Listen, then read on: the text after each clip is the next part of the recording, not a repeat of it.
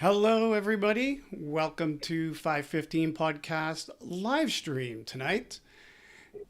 In a few hours, my latest episode of the podcast will be going live to your podcast app. And my guest tonight is the same person that you will be hearing in that episode.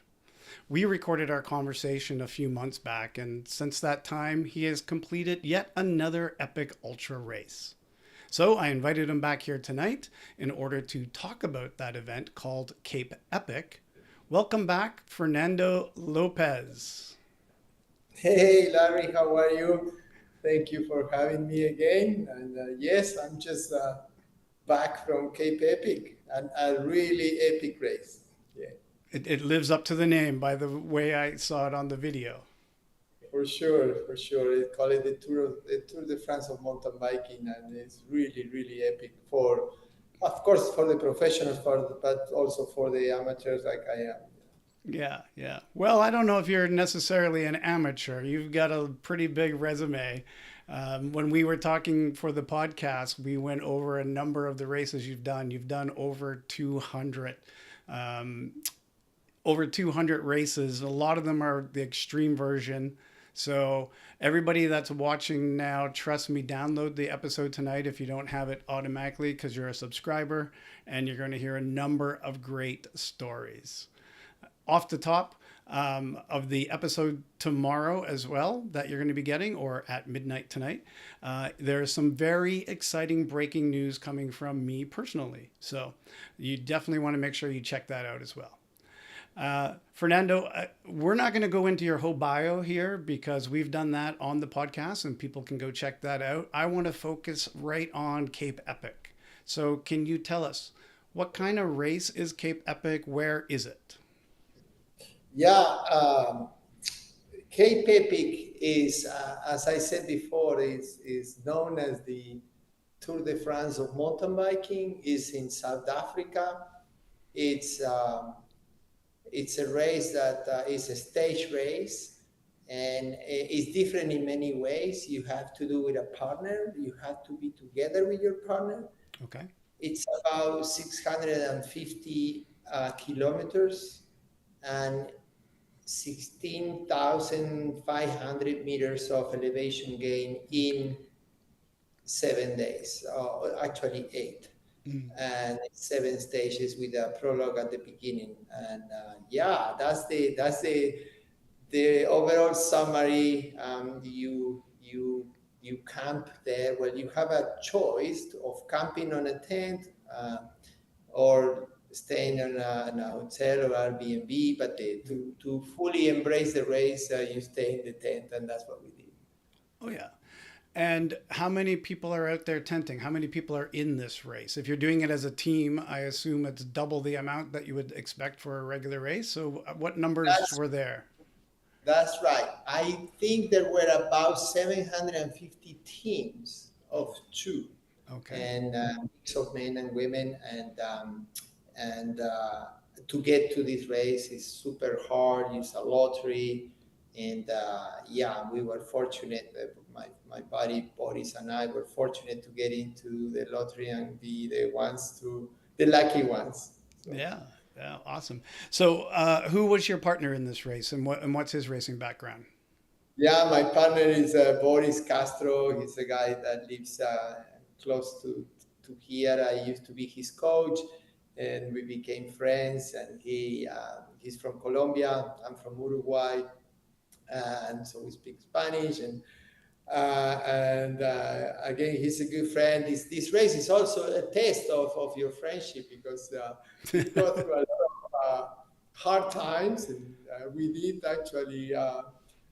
Complained to each other a couple of times, but we sorted it out, and we kept going. Yeah. Yeah. And are you living in the same tent, or do you have tents side by side and camp? No, we stay in separate tents. Okay. There are actually two kinds of tents. The regular ones, which are individuals, but then there is an upgrade tent that it costs you more money and you just have more space Mhm. and electricity and some other things. But we stay in the regular one. Okay. Yeah. And do they have full bathroom facilities for you, shower facilities? What's it like at the end of the day?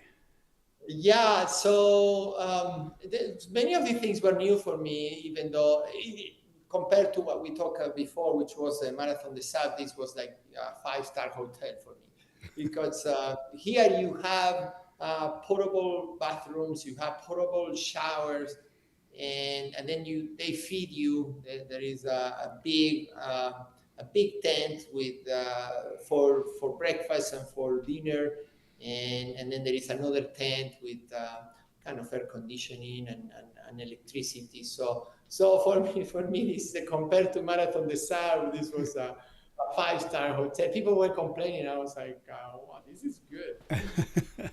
Excellent. Yeah. And what was it like for you just to get to South Africa? How long is that journey? Yeah, that's a great question because getting there is not that simple. We flew from Houston to New York, and then from New York to South Africa. It was about 22 hours, and we flew economy, and I also work on the way there because I am working. I have a new job, so I didn't want to stop, and I worked on the way there, and then I work actually after the race every day. We can talk about that as well. So it was very the logistic getting there was a bit of a nightmare as it always is, but we got there. So Yeah. And when you're there at the race, you're saying like I will checked out their website. They say it's a full service race, and obviously they're providing you the accommodation, the food, and all of that stuff. Was there anything that you had to worry about on your own once you got there, or? so you basically brings your toiletries, your to brush your teeth, your towel, your things, and then you can pay for washing your clothing, and then you can pay for massage. We did those two things. You can Mm. pay for a mechanic, and it's amazing. It's very well organized, and to be honest, one of the best organized races I ever been. Oh, They have it nailed. This is the 2021 year of the race, and they have it nailed to the detail. They did a good job of that. I'm very picky when it comes to the race because I've done so many. That's like, oh, they're doing a good job, but they did. That was impressive, to be honest. oh, great. And with all of these services that they're providing you, do you mind if I ask what? I'm sure it's public knowledge. What's the entry fee for a race like this? So yeah, it's public. Yeah, it's not cheap, but with everything you get compared to the other things, so it's $8,000 for both. So and then you pay for the massage, and then you pay for the laundry, and then you pay for the photos, and then yeah, this is not. It becomes a bit extra expensive at the end of the day. You start like, okay, I'm here, so whatever, let's do it. Right. Yeah. Yeah, yeah. Anyway, so our credit cards are a bit max, but Ah, that's why you have to work all the way there and all the way back. that's right, exactly. So, tell us a little bit about the actual race course. I watched your video, and other people out there, please go check out Fernando's YouTube page. He has lots of videos on there on many of the races that he's done. And there are a lot of epic races. You're going to hear about those in the podcast. And he has videos for many of those. And I checked out the one that you did already for this race. I guess it's your preview, maybe. Yeah. And you're going off as a team, and they got like a nice starting block for you to go through, and you're getting timed, and there's tons of people cheering along the side as you're going out. But what's it like out on the course when you get out there? Give us some of the descriptions of like what the terrain is like and the course, and how often do you catch up to other people? Are you riding in packs and all that kind of stuff? So yeah, so there are two different starts that they do. One of them is like time trail. You go one by one every 20 seconds. So every pair go every 20 seconds, Right. uh, and uh, and yeah, and then you catch up to others or so. And the other one is depending on how you finish or how you are in the overall qualification, they put you in a time with a group. and the group is, I don't know, 100, 200 people, I don't know.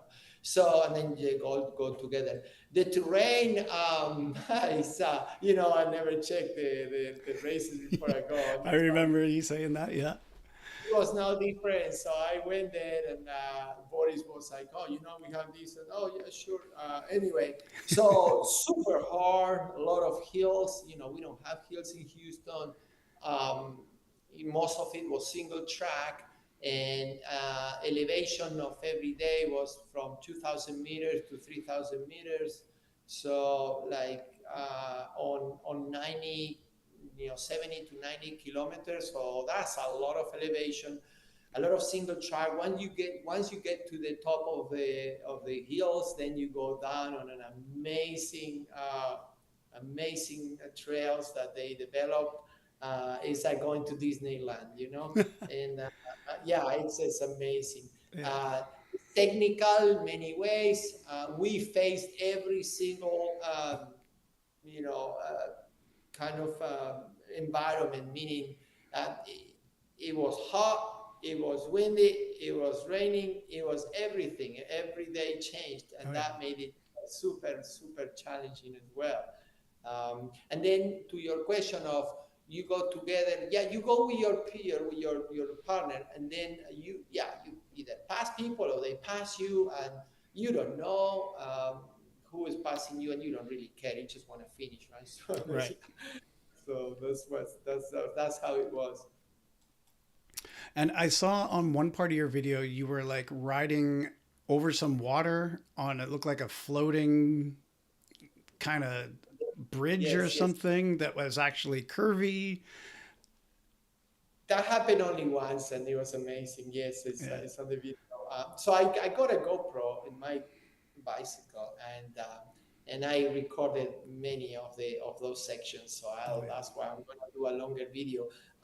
Yeah, we went through everything, whether it was rocks or loose terrain or cheap rock or you name it. We went through everything, mud, and so on. So it was all of it. And it was a mountain bike 100%, right? Yeah. So, and then they have in most cases they have 2 to 3 water stations, and those were amazing. You have everything in there: water, Gatorade, Coca-Cola, sweets, Right. sandwiches, and yeah, you better stop because that you needed that to keep going. So. Yeah. And when you're out there and you're riding and you're having fun, you're going through these different terrains and things like that. Um, are you thinking about what it is that you're gonna get to next? Because you don't look ahead at what a course is about, or are you the type that's more like I'm gonna look out to the side and see what's going on over here, and look out to the side and see what's going on over here, and So they give you these stickers to put on your bike for okay. every day, and you basically put it in your frame for every day. Mm. Again, and then you have 8 of these, and again I put them there, but I don't. It was Boris, the one who was like, "Oh, another hill is coming." Oh, okay, sure. So I didn't care much about it. I saved all of them. That's why I have them there. So I put them in the bag, and then I took them off every day. Yeah. Put the other one, but I didn't look into them very much. Mm. Only a couple of times when I was like, "Oh, do we have another hill?" Oh yeah. The rest was unknown for at least for us. We were newies there. They call you a newie. I show you on the number. By the way, I have 2 types of number. I tell you why. But on the number, they put you a newie because Okay. it Yeah. was the first time, and the number 1 it was for me, and Boris has the number 2, and I have 2 numbers because they put me as an American, and although I'm proud to be an American citizen, I wanted to be Ah. represent my country. So I asked them if they could print a Uruguayan one, and they did. So anyway, Oh, that's excellent. Yeah. it's And a big event like this, what else do they give you as a takeaway, or what else is available at the merch tent as a finisher? What are you taking away from this race? an amazing medal. And I have many, but this is one of the prettiest ones. It's Oh really, yeah. really. I don't usually look at the medals much. I'm just like, okay, I got the medal, but this one, and in fact, I didn't look at it until today. I just arrived a week ago. They also give you, they treat you very well with this money you pay. They give you luggage that you carry all your stuff Oh on wow. the they give you a jacket that's very cool, and they do a good job giving you swags and stuff. And then they had a great shop for buying everything, and this is one of them that is amazing. The quality of the brand is amazing. So Okay. I love what they do with that. Excellent. Excellent. If you were going to tell someone else about coming and doing this race, now that you've done it once and you're not a newbie anymore, what would be the piece of advice you would give them to prepare before going to the race? Yeah, good question. Well, I always talk about the same things. Go with a big smile in your face, because it is gonna be hard, but go with a good spirit of enjoying it. Good advice is to go with a good partner, a good friend, somebody that will stay with you, as Boris did with me, and that that even if the hard times will come, you'll figure it out together. So that's otherwise you will not have a good time. Have a best possible bicycle, because this is hard, but hey, you go with whatever you have. Yeah, and then I have different pieces here and there. You wear a camel bag. I don't usually wear a camel bag, or whatever brand you use, Uswe. But carry water with you. I don't usually do that, but this one I had to. Although Mm, in most cases I didn't even drink it, but at least I have it there in my mind. It was important to have it. yeah. Yeah, then the usual stuff, use sunscreen, a lot of different things. So if anybody wants to connect with me to ask me for advice, please don't hesitate. Excellent, excellent. Well, I do appreciate you coming by and we're get a chance to do this little check in on this particular race. Um, it's cool that you keep doing all these races. How many races are you doing this year? Well, I have a few on the list. I think I have 15 so far on the list, but I have maybe some more to do. I'm going to do a half Ironman next weekend, and then Ironman Texas in 3 weeks, and then some Okay. Exterras. The two big ones this year that are left, at least for now, is Montenegro. I'm gonna do an extra. Oh yeah. It's called Black Lake in Montenegro. It's an Ironman extra. And then Andrea, my wife, she has authorized me. I hope she doesn't change her mind to do the Ultraman in Hawaii again. So I didn't sign Oh up yeah. yet, but I will, and that's in the plan. And this is in Thanksgiving, so Right. plenty of time to train for an Ultraman. Yeah. Well, I think you're trained for doing anything at any time. It's just your lifestyle. So I'm not worried about you at all. That's right. That's right. No, but this one is top. It became top of the list for me in terms of memories, in terms of how hard it is, and everything else that went through that. So very, very, very happy that I did this. I strongly recommend this race for anybody that ever want to do it. You feel like a professional. You racing with them. You do the same thing. It's like playing basketball in the NBA with Shaquille O'Neal or whomever you like. Yeah. It's almost the same thing. You might be a little behind, but yeah, that's how the feeling is. Yeah. Yeah. Oh, that's great. And maybe we'll have to have you back and do another checkup and see what you've done with these other races. Yeah, yeah, definitely. I'll be happy to do that. So, by the way, I didn't mention this, but I crashed. We both crashed a couple of times. I still have some. The If you watch that video that I posted at the end, there is a crash. What I saw happened? that. Yes. What happened is this, and I felt a bit stupid, but hey. So I took off my flag from Uruguay. I have it right here, and this Uruguayan flag, in case you don't know it. And it got stuck in my back wheel as I took it off, and I crashed in front of everybody. But I stood up, and the people would say, "Ah, you okay? Yeah, yeah, I'm good." This is at the very end of the race, Oh, the and perfect place to do it. and I finished. I had to take the bike, the flag off the wheel, and it's all scratched now. But I'm gonna save it, of course. And it was kind of part of the story, you know. Why not? Why not? Yeah. Well, again, thanks for coming and doing this little update as a little promo for our podcast that's going to be coming out in a couple of hours, 3.5 hours. It will be hitting your podcast feed. So, reminder to check that out. If you have not subscribed to my YouTube channel while you're here, just hit that subscribe button. Maybe give us a little thumbs up on this particular video. When you do that, it does help other people to find the channel.